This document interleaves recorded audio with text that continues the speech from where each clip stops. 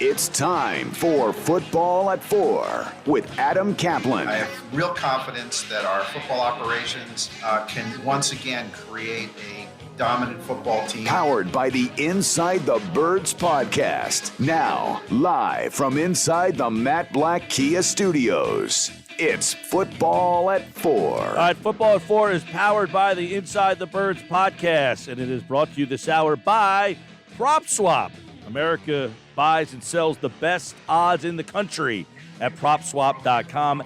Adam Caplan is in the house today for today's edition of Football at 4, powered by the Inside the Birds podcast. And we got so much to dissect. He last joined us on Friday. Since then, the Eagles, of course, have finished their draft. And now what is next in the roster building? By the way, Adam, we just found out the OTAs and minicamp dates in which the Eagles will be out. So we're going to have some football here in like next week. It's going to feel like the season again. Yeah, good. Mike, good to talk to you. Yeah, well, but again, we'll see who shows up and doesn't show up. That's going to be the challenge there. But, yeah, look, I'm just hoping I could have a training camp tour. I hope to get to see the players on the field. Last year was tough, not being able to get to camps. You know, we were able to see the Eagles, but I like to see the whole country. I cover 30 teams, not just one. But looking locally at the Eagles here, it was certainly, if you look at the overview, the draft was certainly interesting. There's no question. We'll talk about the trade up for Smith. They didn't draft a quarterback. Boy, I thought they would. I thought for sure not at one, but I thought before the end of the draft they would draft a quarterback. They didn't do that. They only drafted the one cornerback. They did draft 6 defensive players. I thought at least 2 outside corners. They only drafted 1. It was. I think overall the draft was good, but some of the things they did I was not expecting. Well, I mean, does the message there of what they ended up with and what they didn't get truly say they stuck to their board? Yes, that's part of it, Mike. Although I would argue Milton Williams was not the pick there. I would say this. Milton Williams was a guy they liked a lot. The coaches did. No doubt, Tracy Rocker, I'm told, the D-line coach, the new D-line coach, was instrumental in his grade and them wanting him. I get it. He was one of 3 players they were looking at. But that was, and also analytics was part of that pick, I believe, based on the workout numbers, which were incredible. But there's some challenges with him. Arm length is not what you want at D-tackle. But as we outlined on Inside the Birds, Mike, they're running a front where the guys are going to be active in the D-line, where they're not always line up in one place. So we'll see how that works out. But, yeah, I would say to summarize it, yes, I think for the most part, the general manager stuck to the board, which he didn't do totally, as we know, the previous 2 years. And I just found it really interesting that he never denied anything that was in the Athletic article. He talked at least twice about these scouts and our guys work 9 months of the year on these players and sticking to the board. I just thought that was interesting that he talked about that, which would be basically admitting that I'm aware it's out there. And he didn't even try to – you notice, like, he's not even trying to fight the information that's out there anymore. It's futile because anyone who covers the team closely knows exactly what's happened the last couple of years. Yeah, so very interesting. You know, they go from 6 back to 12. They move up to 10. So take us inside a little bit, Adam, the reasoning they decided to make that jump up to 10 and why Smith was the guy. Because the way it sounds anyway is that Smith was the guy even over the 2 corners. I was going to get to that. So my understanding is, Mike, that Smith was the higher graded player on their – like they have the horizontal and the vertical board. Well, the board where it's just an overall grade, okay, where they probably had only 17 players graded as a first-round pick, somewhere in that area.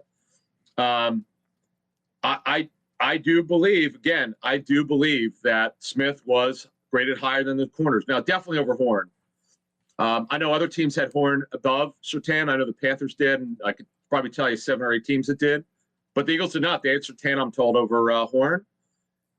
And their overall number grade, regardless of position, yes, they had Smith over those 2 players. It's subjective. I understand, like, and I'm sure it's very close between the 2 players. But a couple of the teams that the general manager called, Howie Roseman, they were told it was an offensive player. That's what happens when you call up. They ask what position you're trading up for. They don't tell you the player. There's no way they would tell you the player. But actually, did you hear what Roseman said? He actually said that Carolina, when they made the trade, where the Eagles get a 5th rounder, they were giving up 2 picks for this year. I think Howie said he asked the Carolina GM what position you're going to take. How about that? Yeah, so that backs up what I just told you. I forgot about that. He did that interview locally in Philly. But I thought that was really revealing, and that does go on. That's a little bit inside football stuff for you. Yeah, and so they make the trade to go from 12 to 10. They give up a 3rd-round pick in this year's draft. They do it, Adam. The one thing that I think we all kind of thought was not going to happen was by dealing inside the division with the Dallas Cowboys. But it was almost like a little 3-team struggle there between the NFC East teams. Yeah, and the other thing was I had reported before the draft, and I actually said this on our pre-draft show with Jeff Mosher and Greg Cosell. I said I'm pretty certain 2 corners are going to go within the top 10. I know people don't believe it, but it's going to happen. Now, I didn't know it was going to be Denver, the second one. I knew Carolina was going with Horn. I did not know that Denver would pass on Justin Fields. That floored me. I know Surtain's going to be a good football player. Now, and of course, it's led to speculation that they'll be in on Aaron Rodgers, which I think will wind up being real come August if the Packers are willing to trade him. I do believe that'll wind up happening, that they'll get involved with it. But right now, that Aaron Rodgers situation is just being monitored around the National Football League. Which would bring us to why not a quarterback for Philadelphia, because they trade up to 10. And I literally, Adam, felt when they made that trade to 10, I said, they're going to take Fields here. They didn't take Fields at 10, but they didn't take one at all. Now, it's being reported that Jamie Newman is one of the undrafted guys that they're going to bring in, but they did not draft a quarterback. No, as a matter of fact, the crazy thing was we got the list on Monday, but they were not confirmed because I don't know if you know this, Mike, almost every team loses a player that had agreed to an undrafted free agent deal. It just happens every year. It's really odd. Agents will announce on Twitter a guy's going somewhere, and then the agent will delete it. Or the guy will wind up taking a little bit more money and a signing bonus with another team. So we generally wait till these are all official. But getting back to the draft, I was really surprised. A couple things surprised me. That they waited until the 4th round to draft a corner, and I understand why. I do believe they were split on the guys in the 2nd or 3rd round. They just couldn't come to a consensus on which guy would be best for the scheme. And then McPherson is a inside-outside corner who's a pretty sharp kid. Transfer from Penn State, who will play on the outside, as I understand it, for the Eagles. Now, if he wins the starting job opposite Darius Slay, that means Maddox, thankfully, will be moved inside where he'll be best. He's not an outside corner. They learned that the hard way.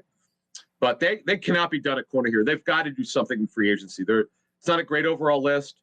There are 3 or 4 guys worth exploring. But the problem is the Eagles don't have the cap space. This is so rare for the Eagles staff to have to talk about cap space in May, but it is absolutely a problem right now for that team. And I guess 2 things on that. One, Howie did bring up, hey, in 2017, we needed a corner, and we traded for one in August. So they might not do this, keep in mind, until August. Yeah, good luck. Yeah, good luck. Right. Yeah, that was the Ronald Darby trade. And I get it. And it is true. It's a fact. But thinking you could just wait till August to trade for a starting corner, that's just not – it's just not realistic. I'm not saying it can't happen, but that would surprise me if some team is willing to go up the starting corner. Teams just don't do this. Now, the reason why the Bills did, I remember talking to them at the day of the trade, they did not think Darby fit their defense. That's why Sean McDermott wanted him off the team. It had nothing to do with his ability. It was that he didn't fit their scheme, and they were going to move him. And, boy, the Eagles fleeced them. Boy, they got a draft pick in Jordan Matthews, and Jordan Matthews was hurt with them. He never worked out. Yeah, Jordan Matthews in a 3rd-round pick went to Buffalo for Ronald Darby. Remember, Darby got hurt, missed half the season, and then ended up coming back. They win the Super Bowl. Now, let me ask, maybe they don't make a trade that late, but do they explore that in the next couple weeks? I mean, these talks go on all year, Mike. It's not like they decide not to talk to teams, but the urgency, as GMs tell me, rarely is in May and June. You might do something right at the start of training camp because you want to kind of get an idea of who you're going to have. There's rarely any trades from May and June. I mean, you might see 1 or 2 around the NFL. Right. It's just you'll get some extensions done. It would be surprising if something got done because teams just simply what they're trying to do is get the rookies signed. And actually, what's going to happen, and we saw it this week, Mike. Some veterans are still getting cut around the NFL because the rookies are going to take their job. What about? Are you surprised about Ertz and what happens next there? Look, he's on the roster. That's what I'm telling people. Keep asking me. Right now, he's on the roster. I do not expect him to be on the roster in the fall. We'll see what happens. The issue is not a lack of interest. There's interest in him. One team told me last week when they backed out of the deal. This is going back in earlier in free agency. They this high-ranking team source from a team that had interest in him said that they couldn't make the money work. He's making $8.5 million. That's his salary. And if you're Zack Ertz, I'm sure he's not going to want to take a pay cut. So that is, to me, going to be the one issue that's in there going forward here. If they do move him, I'll be fascinated to see how much he's willing to take or what the other team is willing to take. Or they want to pay $8.5 million, that other team. And by the way, there's some teams that did not draft a tight end or did not solve their tight end issues. So that's, I'm sure, where the Eagles will look at, because Moshe reported the Bills had interest, but it was not likely to happen. The Panthers, we heard, had interest. They filled it. Forget about them. They drafted Tommy Tremble. There's no way they're trading for him now. Ertz. So the list is dwindling for teams that needed tight end. You know, that's kind of where we're at here. But again, we're in May. We're not in August or September. All right. Adam Caplan, the new Inside the Birds podcast dropped this morning. So make sure, if you haven't, check that out. And they discuss a variety of topics on there, one of which I want to kind of get into is this defensive line, because they drafted 4 defensive linemen in this particular draft. And Roseman said, as long as I'm in charge, we're going to draft offense and defensive linemen. Well, that's what they did. They drafted 2 tackles and 2 ends in this draft. So how do you see the roles of those guys in this particular scheme? Yeah, so Milton Williams will be a DN and a D tackle. I would assume he'll play a nickel inside. Now, here's the thing with Milton Williams. Way shorter arms than you want as a D tackle. They have to figure out what his weight is going to be playing in the National Football League. He's got work on technique to go through here. He played at a lower level college football, so this is going to be a big jump for him. His tape last season was outstanding. His workout numbers were off the hook. Analytics play into that, and I get it. But this is a big jump for him. He's not guaranteed to play every week. We'll have to see what happens with him, but he's a fun player to watch. And Tupelotu, let's go to the 6th round pick. He's a very interesting player. He should have been higher. In fact, when you hear that a player had higher grades from a team, that means that more than one grade was turned in. Like generally for a guy that is drafted in the 1st round, there'll be 6 or 8 grades turned in. The area scout, the personnel director, the assistant college director, the college director, the general manager, the over-the-top scout, the national scout. So with Tupelotu, yeah, he had more than one grade, and the guy should have been higher. He should have gone in probably the 3rd or 4th round. He just dropped down because he's more of an inside tackle, not a great pass rusher with some upside as a pass rusher. This seems to be a good value for him. Moshe reported that they're looking for a guy who could play the nose. They're different. There are very few old-fashioned nose tackles. Defensive tackles now are rarely right over the center. They're shaded. They're used all different sorts of ways. This kid, I'm told, could do that. And then the other 6th round of Taron Jackson, Coastal Carolina. I don't see him dressing this season unless he has a great training camp. And then Patrick Johnson's going to be an outside linebacker. He has really good pass rush upside, I'm told. He is an interesting player. We don't know how he's going to play Sam linebacker most likely, but we do wonder, depending on what front they use. They're a 43 front, but depending on what they use a nickel, how he'll line up. So between Williams, Tupelotu, Jackson. Now Johnson is technically an outside linebacker, so he wouldn't be a D lineman. Again, it just depends on how they want to use it. All right. What about Jacoby Stevens? Do you anticipate him being a linebacker or a safety? Linebacker, yeah. Okay. Now, what I want to explain to people is this. This is what coaches tell me. Every year when you draft someone late, you have an idea how you want to use him. Right now, he's going to be a linebacker. We'll see what happens. We'll see how he performs in training camp. This one is open-ended to me. First, they're going to try him at linebacker. If it doesn't work, he'll move back to safety. He could be a hybrid player like Malcolm Jenkins. Who knows? Mm-hmm. This is a 6th rounder who's got to earn his keep. Fans love running with stuff. Oh, well, he's going to be the new Malcolm Jenkins. Let's slow your roll there. Let's just see what happens. People, I love it. People are so excited. My guy Kenny Gainwell. I mean, no one more in front of this one for the draft. I gotta call my Jets. We're gonna have a special guest. I'm not gonna announce it. Someone connected to Gainwell. We're gonna have one inside the Birds at some point. But Gainwell is a very interesting player. Keep an eye on him. But, defensively, Mike, it's going to be completely different from the wide nine. It's just that's gone. I mean, they might maybe use 10 snaps a game in the wide nine, but in general, the wide nine is gone. It's a whole new ballgame now on defense for the Eagles. Adam Caplan, Football at 4, powered by the Inside the Birds podcast. So let me get your take and what you've been hearing about what they're going to do with Dickerson. Is he going to be ready to play? Yeah. Is he in the mix to play right off the bat? I mean, is he in a competition with Kelsey, Sayamala, or do they just view him as backup insurance right now? Yeah, I was told that they're going to cross-train him. He will be Kelsey's eventual replacement. I would say 99.9% chance that Kelsey's retired after the season, but as one source connected to the extension said that if Jason wants to come back, he'll have to get a new deal because there's a $30 million poison pill in the second year. Wow. There's a roster bonus, which both sides knew doing it, that this would have to make them redo the deal. So both sides, it was kind of comical how they put this in there. You never know with Jason Kelsey. He looks at every season, he decides he wants to come back, but Dickerson 1,000% was drafted to be his replacement whenever Jason retires. They're going to cross-train him. They don't know exactly when he'll be ready. They do believe he'll be able to play this season, and that's kind of where it is. Yeah, I mean, and he talked about, look, this was a guy we had a high grade on. He talked about the injuries and how it's different. Yeah. Was it just clear-cut that was the best player available at 37? No, there were other really good players there, but they had such a high grade on this. This kid, I know you can't take away injuries, but for the sake of this conversation, we are. He's a top 20 player without it. You never talk about a center like that. This guy, size, strength, intelligence, he's not Jason Kelsey as an athlete, but he's athletic enough. Leadership, incredible. This guy eats and breathes football, okay? The fans will fall in love with him. I just hope he could stay healthy because he has a chance to be, if the knees hold up, and I'm not kidding about this, a 5 to 6 time Pro Bowler. This kid might be one of the best gifted centers in the last 20 years to come out of college football. But again, you can't ignore 2 ACLs, 1 right, 1 left. This latest one I'm told is left. 2 ankle surgeries. You just don't know if he's going to last. Who knows? He's a large man to play center, by the way. I know, and that's another thing, Mike. I'm glad you brought that up. He's a little bit bigger than you want at center. Or guard for that matter. Cross-trained at guard. Right. He's 6 What's foot. That? Or guard for that. To be 6'6" and play guard, that's a big man. Well, guard. Todd Herman's played guard. I remember talking to Todd when he was a rookie, and they had him put on weight, take off weight, and we'll see.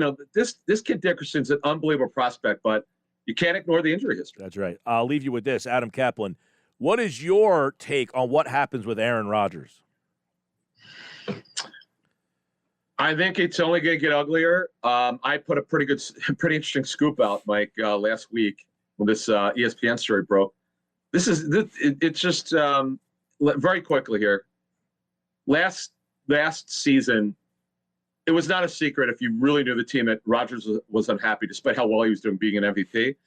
So a source from one of the opponents told me that either during a timeout, maybe at some point during a game, he went over to the opponent's huddle, didn't get in it, of course, went over to the defense and said, "Get me out of here." To the opponent, "Get me out of here." Think about that, Mike. This guy clearly was miserable because he clearly doesn't trust the front office, obviously the general manager, and he was furious. And it didn't affect his play. It actually motivated him to be great. Only if Carson Wentz felt the same way, but nevertheless, he clearly wants out. And the end game is this. If Aaron Rodgers holds true to truly holding out, not showing up to mandatory OTAs is not a big deal, although he'd be fined for that. If you don't show up to training camp based on the fines, you're serious, and then it's on. And I do believe they'll wind up moving him. If he does not show up to training camp, I do believe to answer your question, I do believe. And earlier you hinted that Philadelphia would make that call. I did? Well, you said that if he was going to be moved, they would be involved in that call. Oh, I don't know about that. I don't know. I didn't hear what we were talking about. Come on. I don't know about that one. All right. Because I was a little surprised by that.